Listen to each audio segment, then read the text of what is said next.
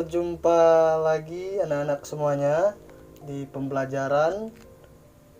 Ya, semoga saja kalian dalam keadaan sehat, yang pastinya bebas dari corona, dan juga Bapak menghimbau supaya kalian tidak begitu familiar keluar rumah, dan jika keluar tetap menggunakan protokol kesehatan, menggunakan masker dan jaga jarak, kemudian cuci tangan juga. Baik, untuk tema pembelajaran kita hari ini yaitu Kitab Suci Perjanjian Baru. Langsung saja kita mulai ke selanjutnya, yaitu kita mengawali kegiatan pembelajaran kita dengan doa pembuka. Mari kita siapkan hati untuk berdoa. Dalam nama Bapa dan Putra dan Roh Kudus. Amin. Allah Bapa yang Maha Kasih, puji dan syukur kami haturkan kepadamu, karena pada saat ini kami diberikan kesehatan sehingga kami bisa memulai pembelajaran kami dengan penuh kegembiraan. Sekarang ya Allah, kami akan belajar tentang Kitab Suci Perjanjian Baru. Curahkanlah Roh Kudus-Mu ke dalam diri kami masing-masing, supaya kami pun mampu mengarahkan hati, pikiran, dan sikap kami pada pembelajaran ini. Dengan pengantara Yesus Kristus Tuhan kami yang hidup dan berkuasa, Allah kini dan sepanjang segala masa. Amin. Dalam nama Bapa dan Putra dan Roh Kudus. Amin. Baik anak-anak, kita langsung masuk pada pembahasan, yaitu yang pertama istilah Perjanjian Baru. Perjanjian Lama dengan Perjanjian Baru walaupun sama-sama sabda Allah, tetapi merupakan dua kitab yang berbeda. Perbedaan dapat dilihat dalam perjanjian itu sendiri. Buku yang lama atau Perjanjian Lama berbicara mengenai perjanjian Tuhan dengan bangsa Israel. Sedangkan buku kedua yang sekarang disebut Perjanjian Baru berbicara mengenai perjanjian Tuhan dengan umat manusia seluruhnya dalam diri Yesus dari Nazaret. Sebetulnya harus dikatakan bahwa apa yang disebut Perjanjian Baru tidak banyak berbicara mengenai perjanjian. Perjanjian Baru sebetulnya tidak banyak berbicara mengenai perjanjian, melainkan mengenai Yesus sendiri. Jadi itu perbedaannya. Langsung saja selanjutnya, namun adalah kekhususan dari Perjanjian Baru bahwa melihat diri sebagai lanjutan dari Perjanjian Lama. Jadi Perjanjian Baru itu lanjutan dari Perjanjian Lama. Ada suatu kesinambungan, maka kedua-duanya dilihat sebagai perjanjian Tuhan dengan umat manusia.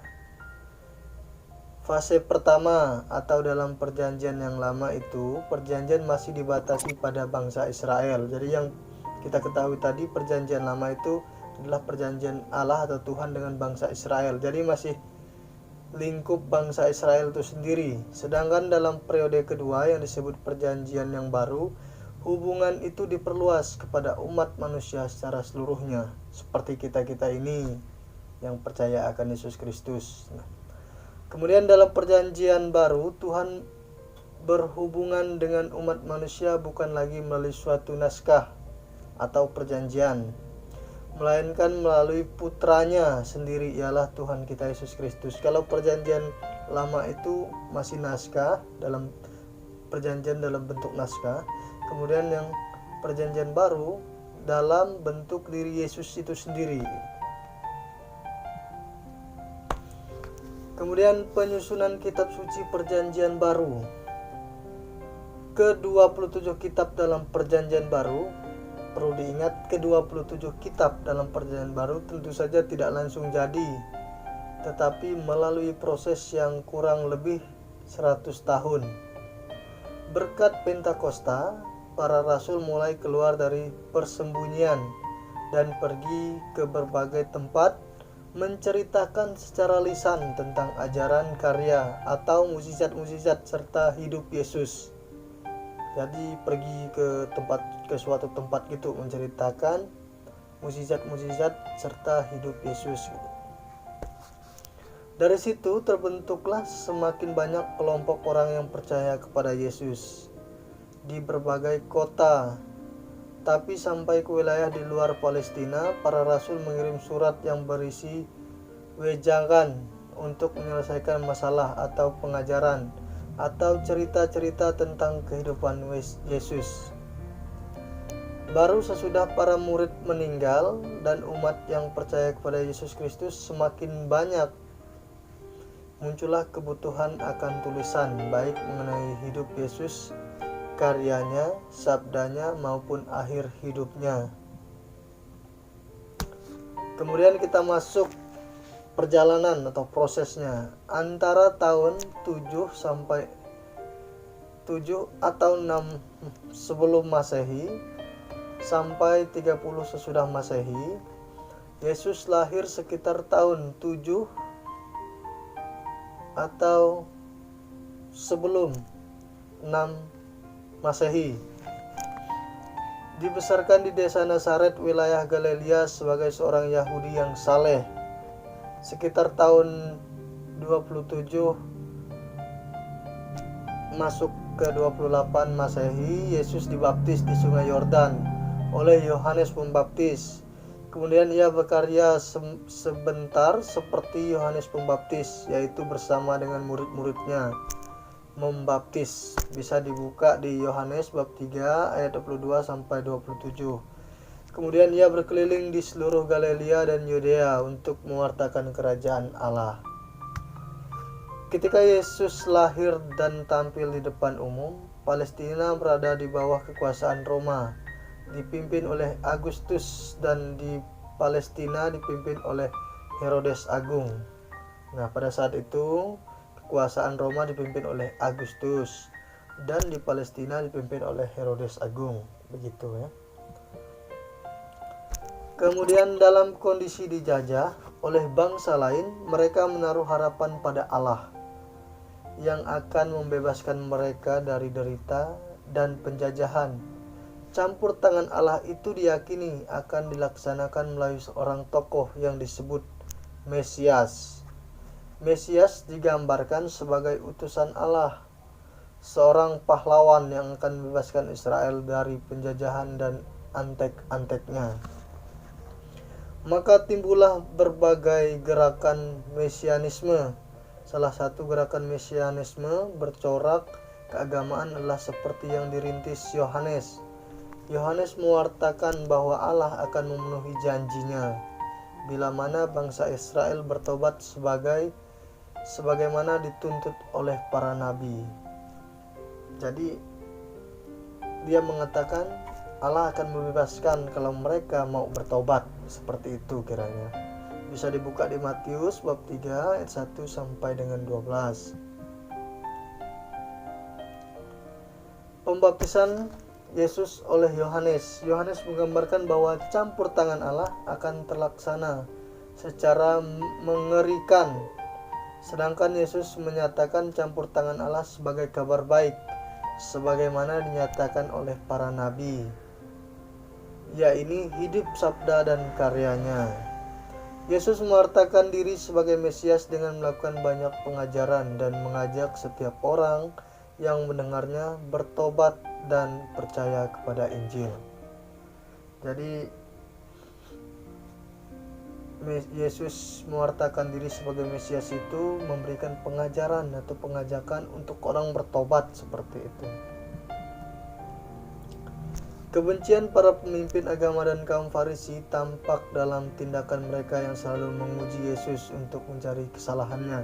Jadi setelah Yesus sudah mulai mewartakan kabar gembira untuk menuju suatu pertobatan, muncullah orang-orang yang membenci Yesus itu sendiri, ingin mencari kesalahan Yesus. Maka pada akhirnya ia dijatuhi hukuman mati dengan disalibkan sekitar tanggal 7 April tahun 30 Masehi.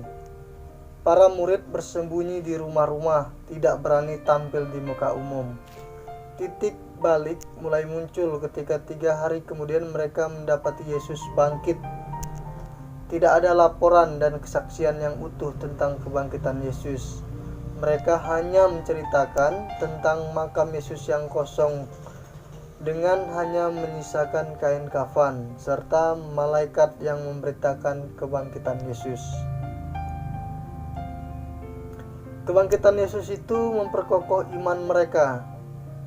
Mereka menjadi semakin percaya bahwa Yesus sungguh-sungguh Mesias, Putra Allah, Tuhan dan Penyelamat. Pentakosta, keyakinan dan keberanian itu semakin menguatkan mereka untuk memberi kesaksian kepada semua orang.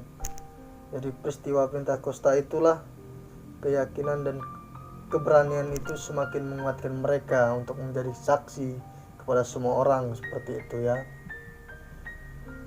Kemudian antara tahun 40 sampai 120 Masehi, penyusunan dan penulisan kitab suci Perjanjian Baru.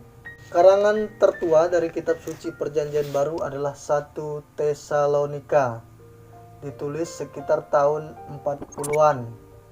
Sedangkan yang paling akhir adalah 2 Petrus tahun 120-an.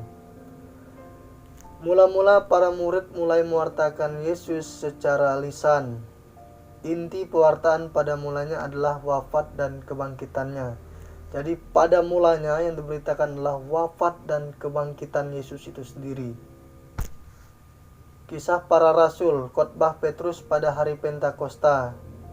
Kisah para Rasul 2. Kemudian pewartaan itu berkembang dengan mewartakan juga hidup, karya, dan sabdanya.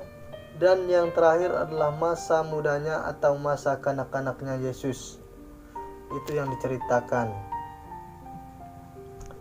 Kemudian setelah komunitas jemaat berkembang di berbagai kota, maka seringkali para rasul berhubungan dengan komunitas tersebut melalui utusan dan surat-surat. Seperti Kisah Para Rasul bab 15 ayat 2. Kemudian dilanjutkan ayat 20 sampai 23. Itulah sebabnya karangan yang tertua dan tertulis adalah dalam bentuk surat. Karena banyak komunitas yang perlu untuk terus dibina, sementara para saksi mata jumlahnya terbatas. Maka mulailah juga ditulis beberapa pokok iman yang penting seperti kisah kebangkitan, sengsara, sabda-sabdanya Yesus, dan karya Yesus. Jadi seperti ini. Misalnya konteksnya seperti guru agama di Kabupaten Sintang ini jumlahnya sangat sedikit, sedangkan sekolahnya banyak. Jadi terpaksa harus mengirim surat, harus dibuatkan surat kemudian dikirim misalnya ke daerah-daerah terpencil di pelosok Kabupaten Sintang ini. Nah, seperti itu contoh atau kemiripan dari yang disampaikan dalam pewartaan para murid Yesus ini. Kemudian setelah generasi pertama mulai menghilang, maka dibutuhkan tulisan-tulisan tentang Yesus yang dapat dipertanggungjawabkan. Maka muncullah karangan-karangan yang masih berupa fragmen-fragmen, kisah sengsara, mukjizat-mukjizat, kumpulan sabda, kumpulan perumpamaan, dan sebagainya. Dari situ akhirnya disusunlah Injil-Injil dan kisah para rasul, sampai akhirnya seperti yang kita miliki sekarang. Nah, itu melalui sebuah proses ya. Kemudian antara tahun 120 Masehi sampai 400 Masehi, pembentukan kanon atau daftar resmi kitab suci Perjanjian Baru. Pada awal abad kedua sampai akhir abad kedua, sampai akhir abad kedua muncul begitu banyak tulisan tentang Yesus yang membingungkan umat beriman. Dalam situasi seperti itu, umat mulai mencari kepastian manakah kitab-kitab yang membina iman sejati. Jadi banyak tulisan-tulisan muncul yang membingungkan umat beriman pada waktu itu. Nah, untuk mengatasi hal tersebut, maka akhir abad kedua mulai tahun 200, beberapa tokoh penting mulai menyaring karangan-karangan yang ada.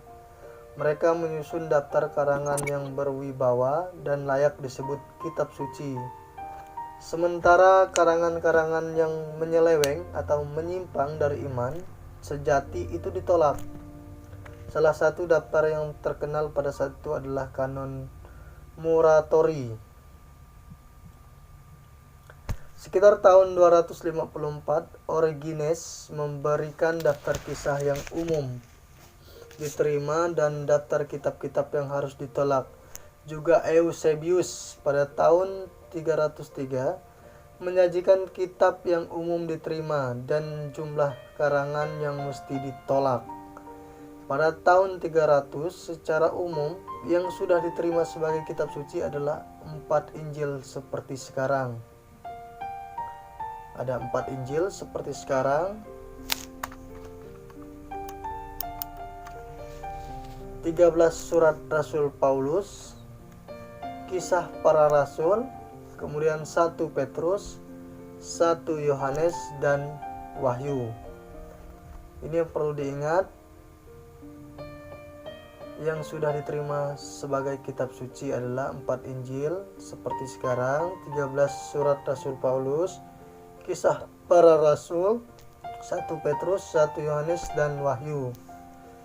Kemudian pada tahun 400 barulah perbedaan pendapat dalam hal jumlah kitab suci hampir hilang seluruhnya. Pada tahun 367, Batrik Alexandria yang bernama Athanasius menyusun daftar kitab suci yang termasuk Perjanjian Baru. Jumlahnya 27 seperti yang kita miliki sekarang. Demikian juga Konsili Hippo 393 dan Karhago 397 menetapkan daftar yang sama. Jadi waktu itu ada 3 yang menetapkan jumlah kitab seperti yang kita miliki sekarang. Ada 27 kitab dalam Perjanjian Baru. Kemudian kitab-kitab dalam Kitab Suci Perjanjian Baru. Gereja Katolik mengakui bahwa jumlah tulisan atau kitab dalam Perjanjian Baru ada 27 tulisan atau kitab. Semua kitab pada intinya berbicara tentang Yesus Kristus, karyanya, sabdanya, tuntutannya, dan hidupnya dengan cara dan gaya penulisan masing-masing.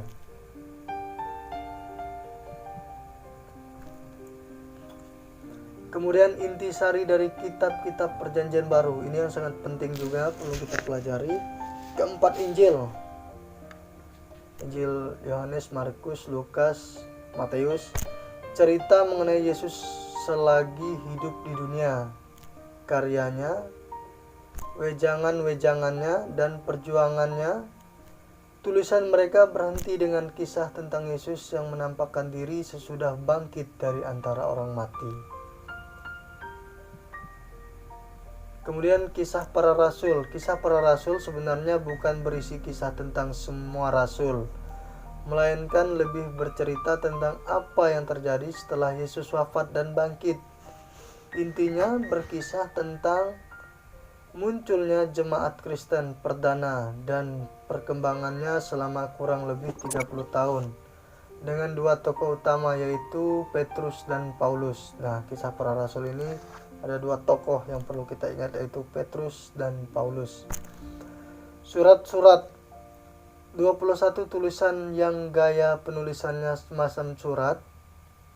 Isinya lebih merupakan wejangan, anjuran dan ajaran yang bermacam-macam tentang hidup sesuai dengan Yesus Kristus. Ada 21 tulisan.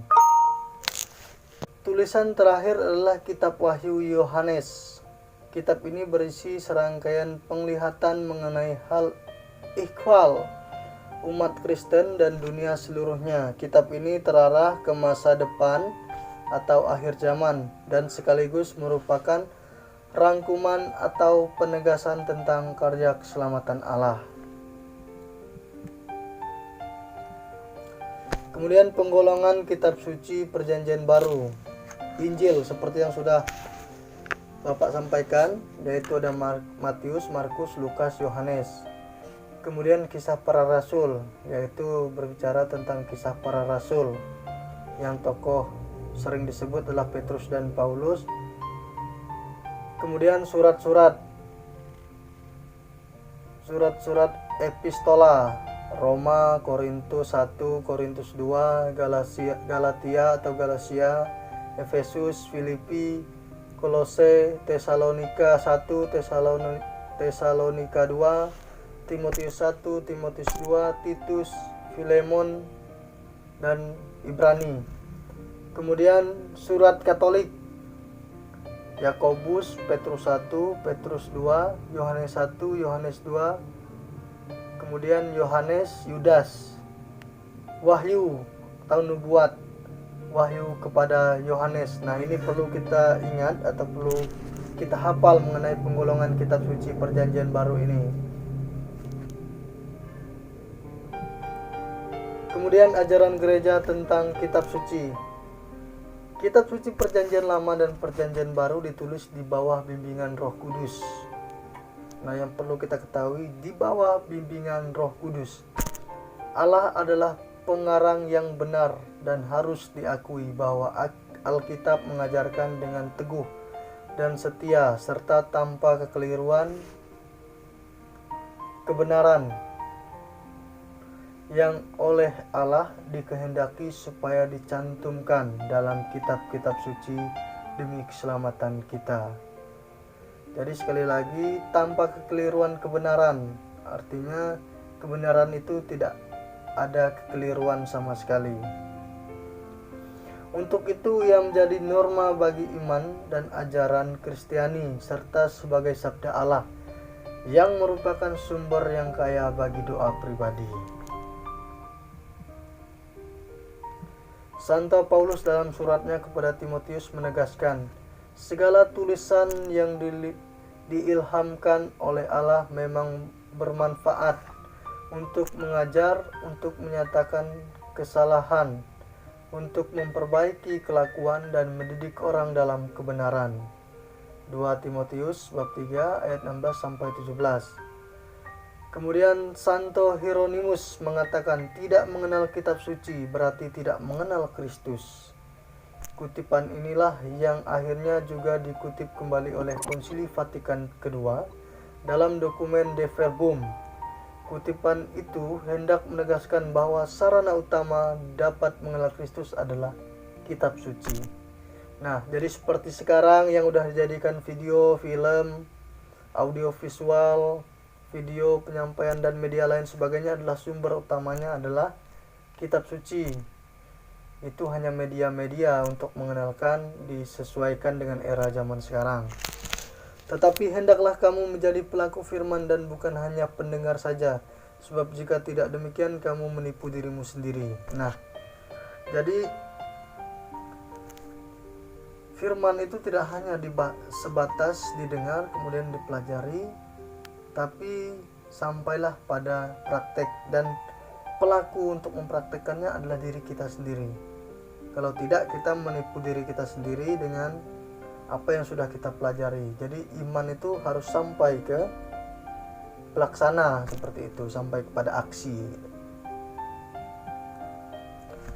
Kemudian pentingnya membaca kitab suci. Pertama, iman kita akan tumbuh dan berkembang dengan membaca kitab suci.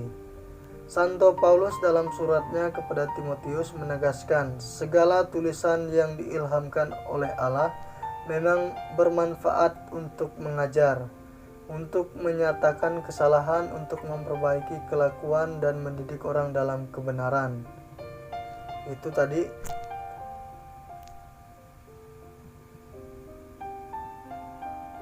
Ketiga, kitab suci adalah buku gereja. Buku iman gereja. Kitab suci adalah sabda Allah dalam bahasa manusia.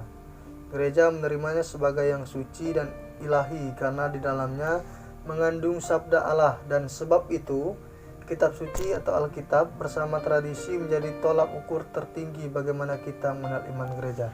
Jadi kitab suci itu adalah buku gereja, buku iman gereja.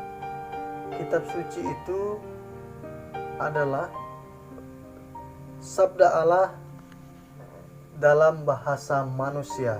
Jadi Allah berbicara dalam bahasa manusia melalui kitab suci itu sendiri. Memahami isi kitab suci. Karena kitab suci adalah sabda Allah, maka untuk dapat menangkap isi pesannya hanya mungkin dibaca dan direnungkan dengan iman, kepercayaan, dan bahwa dalam kitab suci itu Allah sungguh hadir dan bersabda. Nah, untuk kita memahami isi kitab suci itu perlu iman dan kepercayaan, permenungan, bukan hanya dengan akal pikiran semata, tapi juga dengan iman, kepercayaan.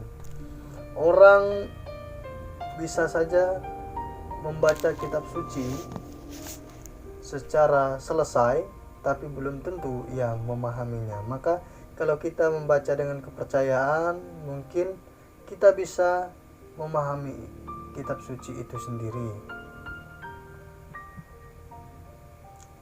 Baik, begitu penyampaian sekilas tentang perjanjian baru.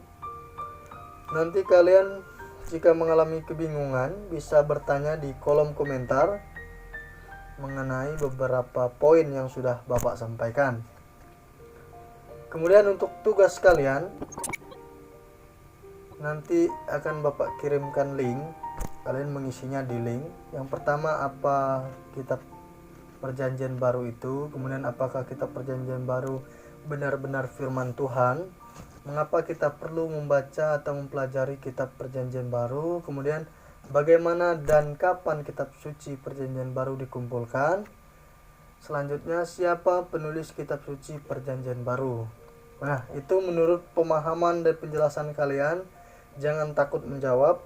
Kemudian pesan dari Bapak, semoga kita senantiasa suka membaca kitab suci, merenungkan, kemudian mengamalkan dalam kehidupan kita masing-masing.